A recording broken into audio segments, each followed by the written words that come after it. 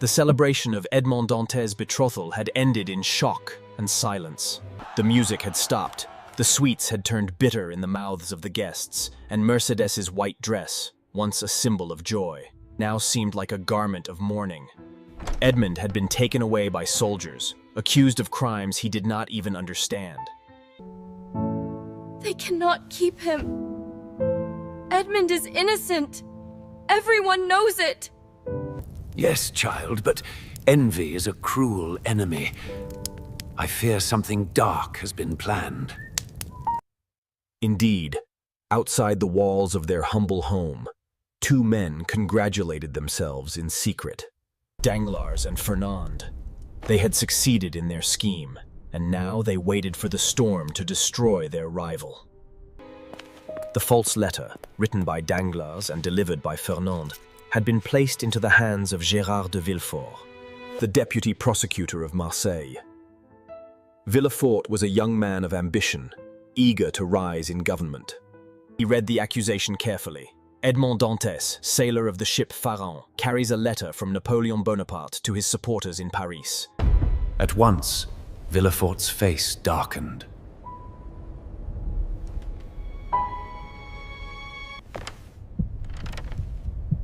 Though many such letters had been rumored, this one carried danger. The country was ruled by King Louis VIII, restored to the throne after Napoleon's defeat. Any hint of Bonapartist activity was treated as treason. To protect the king, men had been executed for far less. Bring this Edmond Dantes before me. We shall see what truth lies behind his smile. Edmond was taken into a cold, stone room. His hands were bound, but his spirit was unbroken. He stood tall before the deputy prosecutor, confused but not afraid. Monsieur Dantes, you are accused of carrying a letter from the exiled Emperor Napoleon to his supporters in Paris. What say you? A letter? Yes. I was given a letter on the island of Elba by the dying captain of my ship. Do you know to whom this letter was addressed? No, monsieur.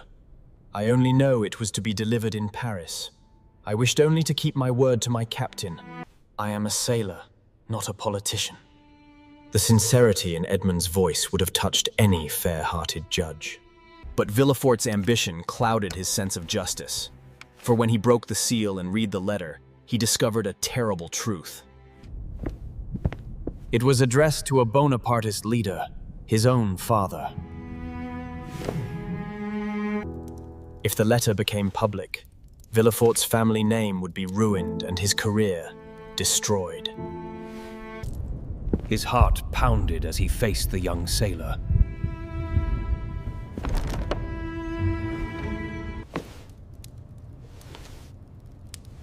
You admit to carrying this letter? Yes, but I swear to you I had no idea of its contents. I would gladly burn it if it causes harm. Villefort studied Edmond for a long moment. He saw the honesty, the innocence, the youth. Part of him longed to release the boy and clear his name, but his ambition refused. Edmond Dantes, you have confessed to carrying a letter from the enemy of the king. For this, you are guilty of treason. Guards, take him to the Château d'If. No! I am innocent! Please, listen to me, God! But his words were drowned by the clanging of the prison doors. When the news spread that Edmond had been imprisoned, shock and disbelief filled Marseille. Mercédès refused to believe it. She went from door to door, pleading with officials, crying out that Edmond was no traitor. He knows only ships, sails, and the sea. The government was afraid of Napoleon's return, and in their eyes, any man accused of serving him was already guilty.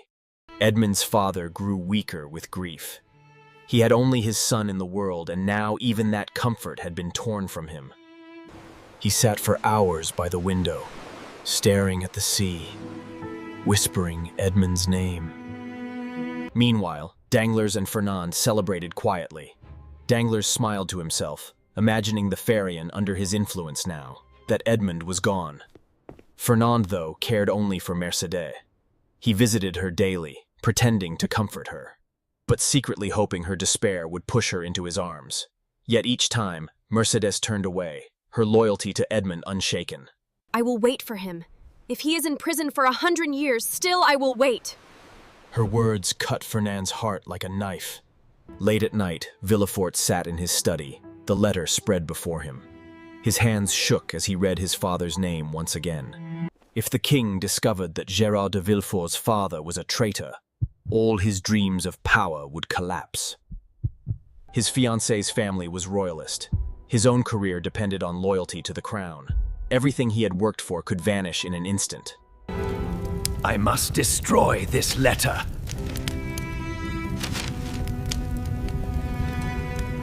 Then he whispered, Farewell, Edmond Dantès.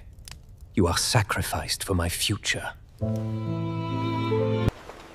At dawn, soldiers dragged Edmund from his cell. Shackled and pale, he was pushed into a small boat that carried him across the waters of Marseille. He looked desperately at the city.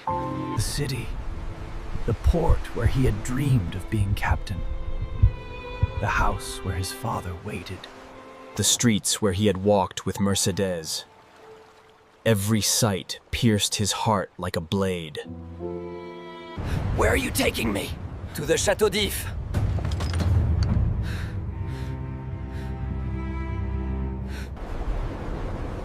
Edmund's blood turned cold.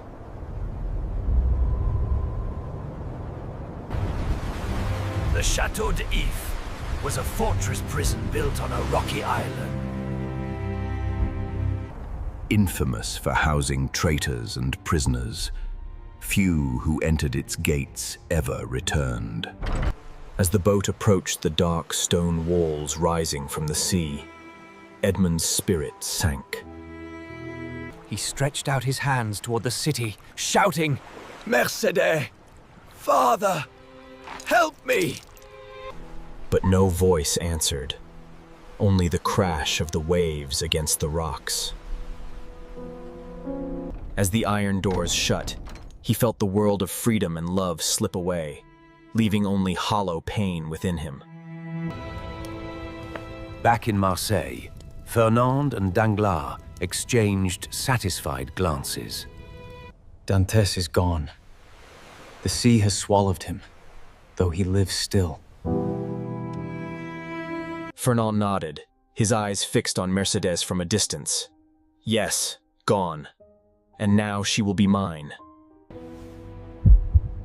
But deep in his heart, he knew the truth. Though Edmund was imprisoned, his spirit lived on in the heart of Mercedes, and no chains could break that bond.